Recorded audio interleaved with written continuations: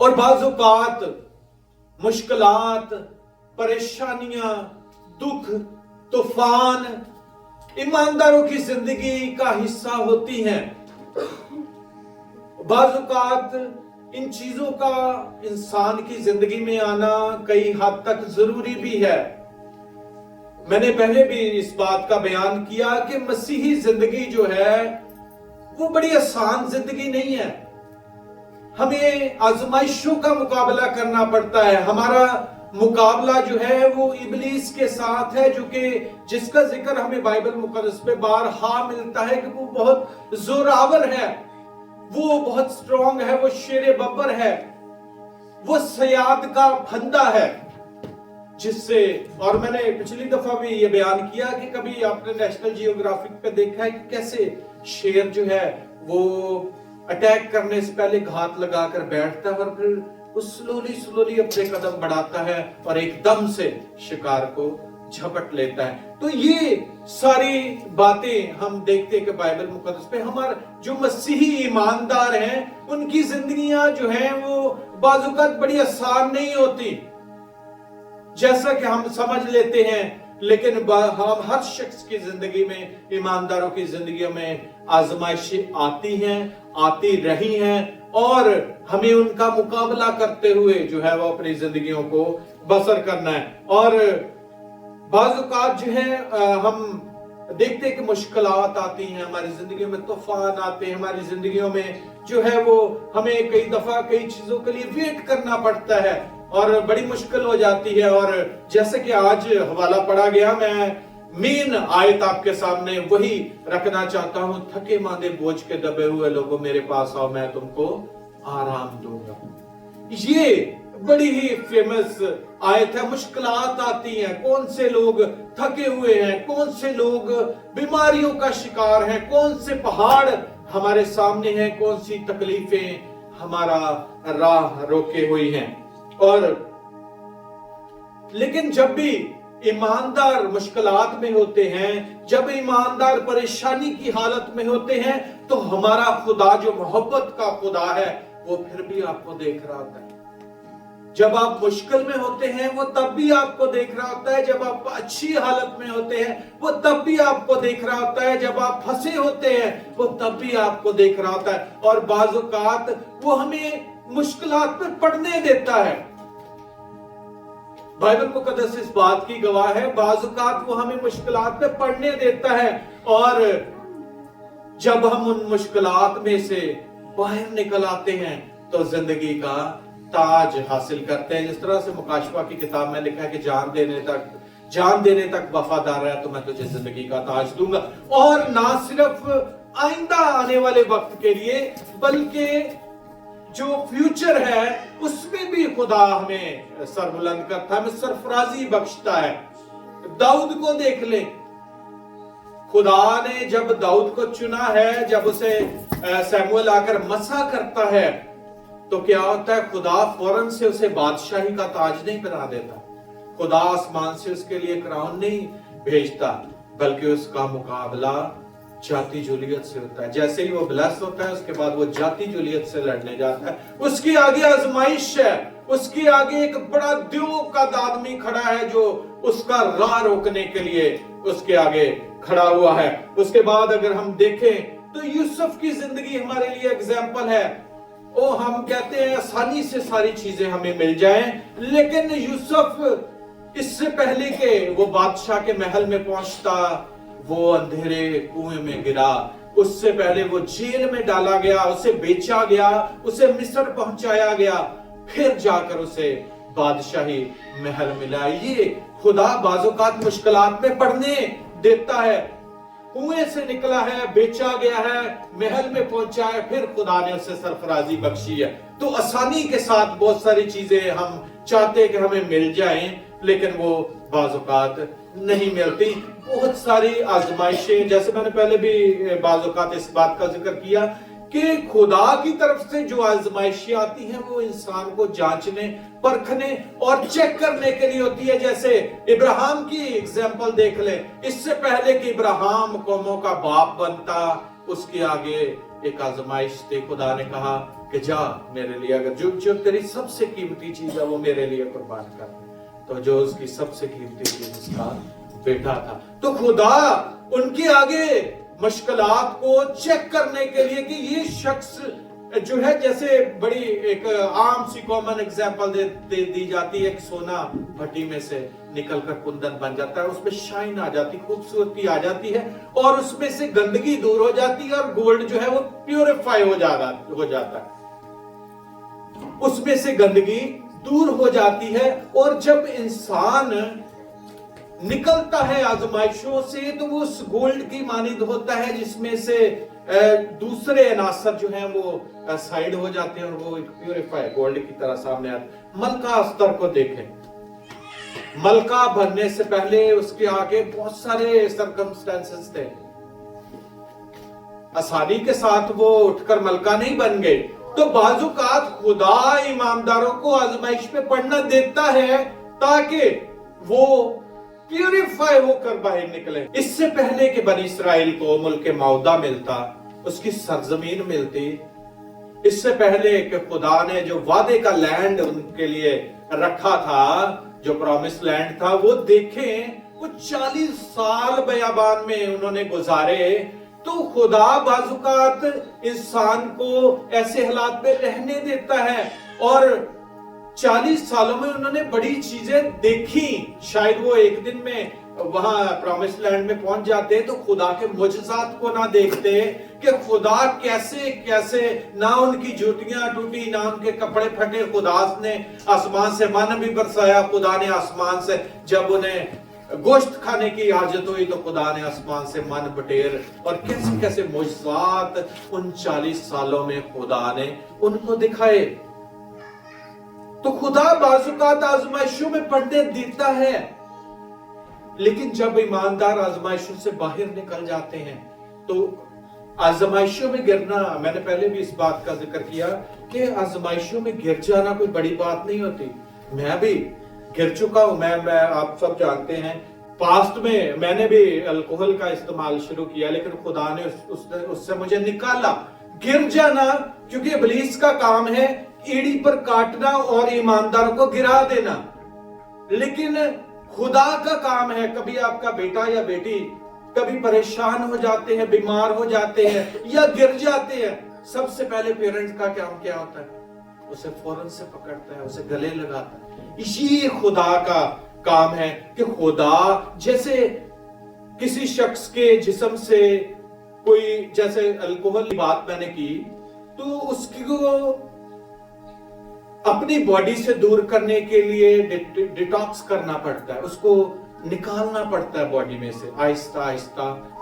तो इसी तरह से कि हमें डे बाय डे अपने अंदर से गंदगी को निकाल कर ग्लोरिफिकेशन की तरफ बढ़ने की जरूरत होती है। तो ईमानदार गिर जाते, यही तो इब्लीस का काम है, और यही तो इब्लीस चाहता है। दूसरी आजमाइश, जैसे मैंने पहले कहा, खुदा जैसे आजमाइशों में पढ़ने देता है, तो कुछ आजमाइशें खुदा की तरफ से नहीं होती, कुछ आजमाइशें इब्लीस की तरफ से होती, कुछ खुदा जब आजमाता है। मैंने जैसे पहले याकूब के खत में से, मुझे याकूब का खत इंतहाई पसंद है और मैं बार बार इसका मुताला करता हूं, और लिखा है जब कोई आजमाया जाए तो ये ना कहे कि मेरी आजमाइश खुदा की तरफ से होती, क्योंकि ना खुदा बदी से आजमाया जा सकता है, ना वो किसी को आजमाता है। खुदा बदी से नहीं आजमाता, खुदा चेक करने के लिए सिर्फ आजमाता है कि मेरा बंदा या मेरी बंदी कितने मजबूत है।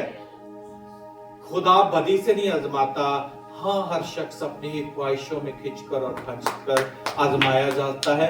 हमारी अपनी बनाई हुई आजमाइशें हमें गुनाह की तरफ ले जाती हैं, और इब्लीस उसका फायदा उठाता है कि ये शख्स कहां पर गिर सकता है। जिस तरह से पैदाइश की किताब में लिखा है कि वो तेरी एड़ी पर काटेगा और तू उसके सर को कुचलेगा। ये इब्लीस और हवा के बेटे और बेटियों का आपस में मुकाबला है। वो आपको जिंदगी के किसी मोड़ पर भी डंग मार सकता है, वो आपको कहीं पर भी गिरा सकता है, वो तेरी एड़ी पर काटेगा। एड़ी पर काटने से मुराद है मुंह के बल गिरा देना। एड़ी पर काटने से मुराद है चलने फिरने के काबिल ना छोड़ना, एड़ी पर काटने से मुराद है गिरा देना। लेकिन ईमानदारों का और बाप का काम क्या है? उठ खड़ा होना। गिर जाना बड़ी बात नहीं, जैसे मैंने पहले कहा, उठ खड़ा होना सबसे जरूरी चीज है। और बहुत सारे लोग गिरे ही रहते हैं। संभल जाना, उठ खड़ा होना। बाइबल मुकद्दस में हम देखते हैं कि यीशु मसीह ने कहा कि मैं आया हूं किन लोगों के लिए? बीमारों के लिए। तभी किन लोगों को डॉक्टर की जरूरत है? वो जो कुचले हुए हैं, थके मांदे, बोझ के दबे हुए लोगों, सब मेरे पास आओ, मैं तुमको आराम दूंगा। हकीकी आराम, हकीकी तसल्ली, हकीकी इत्मीनान किसके पास है? यीशु के पास है। वो हमें संभालने में बड़ी कुव्वत, कुदरत और ताकत रखता है। अगर हम गिर भी जाएं तो वो हमसे प्यार करता है। हम अपने बेटे बेटियों को, मैं इसलिए बेटे बेटियों की बार बार मिसाल देता हूं कि आप पेरेंट्स हैं, आप जानते हैं आपके बच्चे जितने मर्जी मुश्किलात में पड़ जाएं, जो मर्जी गलती कर दे, आप मुआफ कर देते। आप जब बुरे होकर अपने बच्चों को अच्छी चीजें देना जानते हैं, तो बाइबल में लिखा है कि तुम्हारी आसमानी बाप तुम्हें अच्छी चीजें क्यों ना देगा। खुदा के मंसूबे मेरी और आपकी जिंदगी में हैं। इसलिए मैं अक्सर ये बात सोचता हूं कि खुदा का मेरी जिंदगी में भी मंसूबा था कि आज के दिन हम सब इकट्ठे हैं और दुआ कर रहे हैं, और ये खुदा का मंसूबा था। शायद इब्लीस चाहता तो उससे बाहर ना निकल पाता मैं, लेकिन खुदा का मेरी जिंदगी में भी एक मंसूबा है, खुदा का आपकी जिंदगी में मंसूबा है। लेकिन हमें क्या करने की जरूरत है कि जिस तरह से हम देखते हैं कि पहाड़ी वाज मत्ती की इंजील के शुरू के अबवाब में हम देखते हैं कि यीशु मसीह ने जैसे ही अपनी खिदमत का आगाज किया, तो यीशु मसीह ने देखा कि लोग बड़ी मुसीबत में हैं। अगर आप मत्ती की इंजील का मुतालिया करें तो 6 बाब में यीशु मसीह ने दुआ करने का तरीका बताया। यीशु मसीह ने रोजा रखने का तरीका बताया कि जब तुम दुआ करो तो अपनी कोठड़ी में जा दरवाजा बंद करो और पोशीदगी में दुआ कर, खुदा जो तेरा पोशीदगी में देखता तुझे जवाब देगा। इसी तरह से रोजे के मुतालिक बताया कि जब तू रोजा रखे तो रियाकारों की मानिंद अपनी सूरत ना बगाड़, जब तू हदिया दे तो जो तेरा दायां हाथ करता है वो तेरा बायां ना जाने। तो खैरात के मुतालिक यीशु मसीह ने बताया।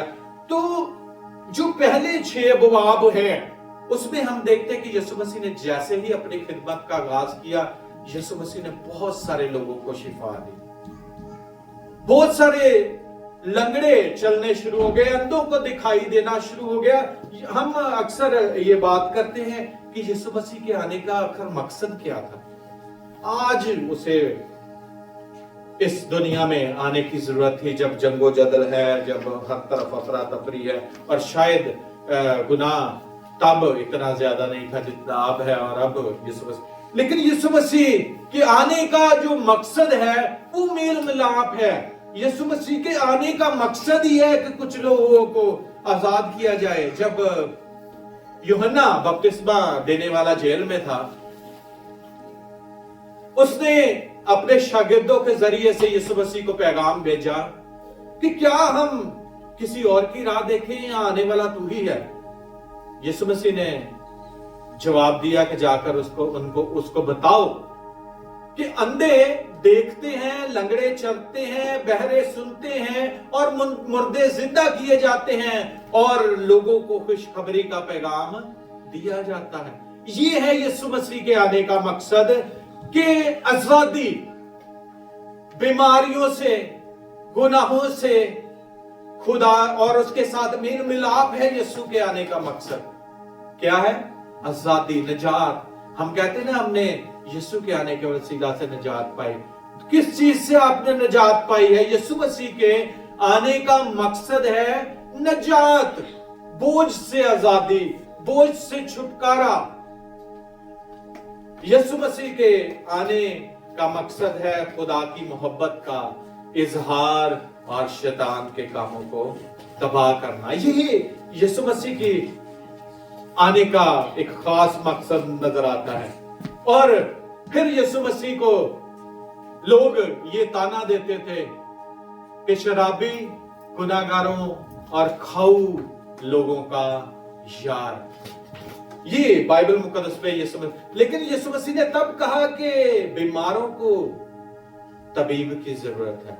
वो लोग जो सिक हैं, वो लोग जो जिन पर बर्डन है, थके मांदे बोझ के दबे, ऐसे लोग जो दबे हुए हैं, जो अपनी मुश्किलात का भार जो है वो सह नहीं पाते, यीशु ने कहा कि उन लोगों को मेरी जरूरत है। मैं इसलिए इस दुनिया में आया हूं। और यही हम देखते हैं कि यीशु के आने का मकसद था छुटकारा, आजादी और बखल।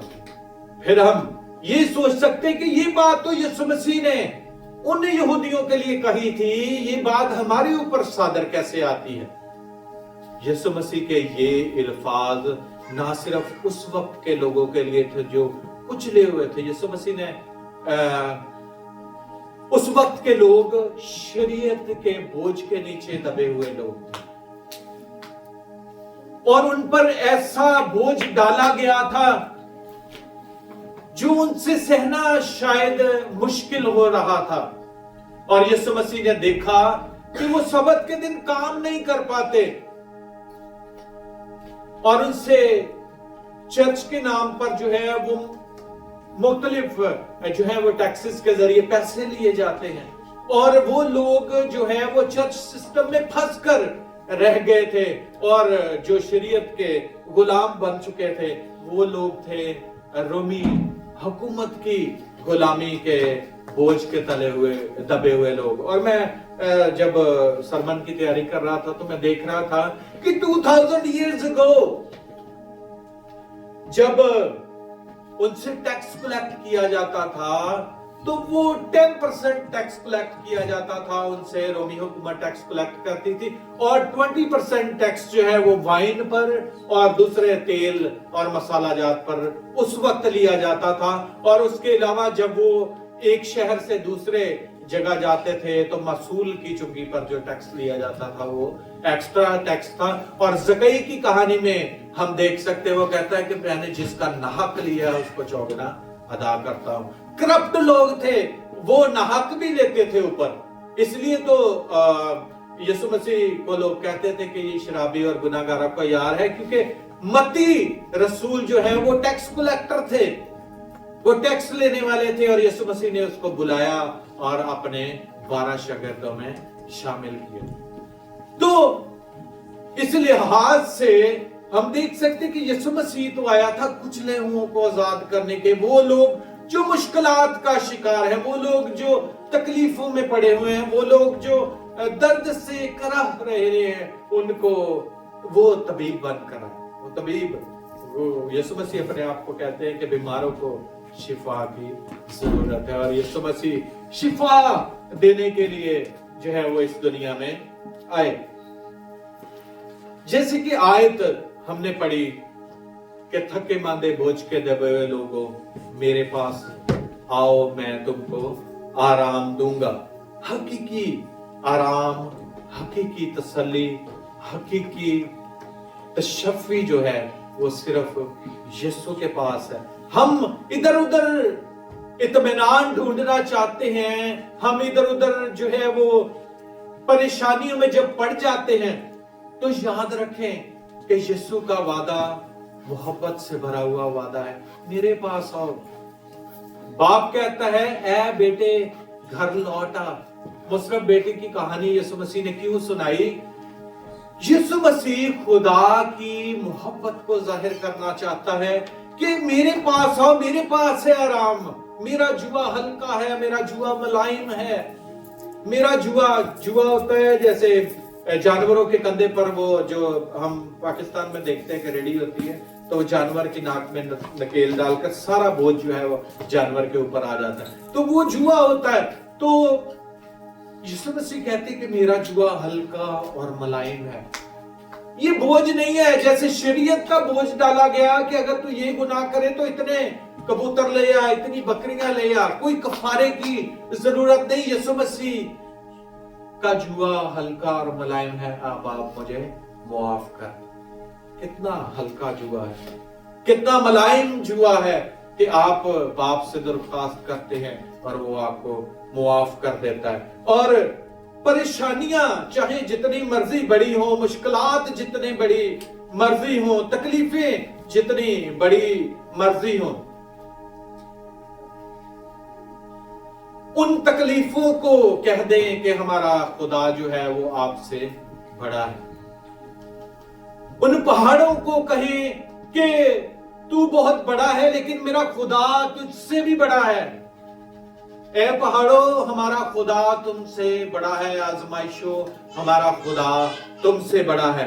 तो खुदा की कुदरत तो पहाड़ों को हटा देने की कुदरत रखती है। खुदा की कुदरत समंदर को दो हिस्से कर देने की कुदरत रखती है। हमारा खुदा तो पत्थरों से औलाद पैदा करने की कुवत रखता है। हमारा खुदा तो बयाबान में 40 साल तक मन खिलाने की कुदरत भी रखता है। तो हम देखते हैं कि हमारा खुदा तो मोहब्बत का खुदा है। और यीशु मसीह ने भी यही कहा कि थके मांदे बोझ के दबे हुए लोगों, सब मेरे पास आओ। अगर आपकी जिंदगी में कोई बोझ है, मैंने अपनी जिंदगी से बोझ को उतारा, मैंने अपनी जिंदगी से आजमाइशों को दूर किया सिर्फ खुदा की बदौलत। क्योंकि जिंदगी में हम बारहा डामाडोल होते हैं, हम गिर जाते हैं, हम आजमाइशों में पड़ जाते हैं, लेकिन खुदा तब भी हमें देख रहा होता है। मैंने जैसे कहा कि यूसुफ को खुदा कुएं में भी देख रहा था, यूसुफ को खुदा जेल में भी देख रहा था। और खुदा जब हम मुश्किलात में होते हैं तो तब भी खुदा मुझे और आपको देख रहा होता है। जब हम फंसे होते हैं तब भी खुदा हमें देख रहा होता है। लेकिन जब खुदा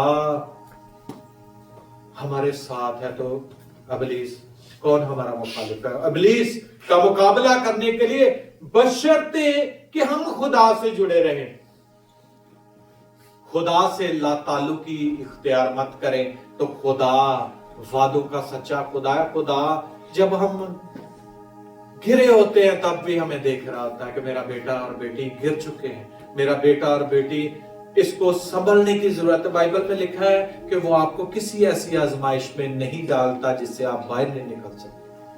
जब खुदा आपको देखता है कि आप बाहर नहीं निकल पा रहे तो फिर खुदा सहारा मुहैया करता है। खुदा किसी को मुहैया करता है कि वो आपकी मदद करे, और खुदा वसाइल मुहैया करता है कि वो आपको उठा खड़ा करे। और अगर आप अपने आप से उठ खड़े होते हैं तो खुदा आपको सरफराजी बख्शता है। मैंने कितनी एग्जांपल्स आपके सामने दी कि बहुत सारे लोग मुश्किलात में पड़कर जो है वो घिरे ही रहते हैं। जरूरत इस बात की है कि हम उठ खड़े हों और खुदा उनके नाम को इज्जत और जलाल दे। खुदा आज के कलाम के वसीला से मुझे और आपको बरकत दे। आइए अपने सरों को झुकाएं, दुआ करें। खुदा बाहसियत इंसान हम अपनी कमजोरियों का इकरार करते हैं, लेकिन खुदा तो मोहब्बत का खुदा है जो हमें उठा खड़ा करने की कुव्वत रखता है, जो हमें संभालता है जिंदगी के हर मोड़ पर, चाहे हम दुख में हो सुख में हो। खुदा तू हमारा मददगार है, तू हमें संभालने वाला है, तू हमें सहारा देने वाला है। खुदा जिंदगी के हर मोड़ पर तू हमारा मुहाफिज बन।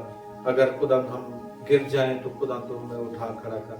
अगर हम खुदा संभलना चाहें तो खुदा तू हमारा हाथ पकड़ और खुदा हमें उठा खड़ा कर, ताकि खुदा तेरे बंदे और बंदियां रूहानी तरक्की और बेदारी में तेरे नाम को इज्जत और चला। खुदा बाप बेटे और पाक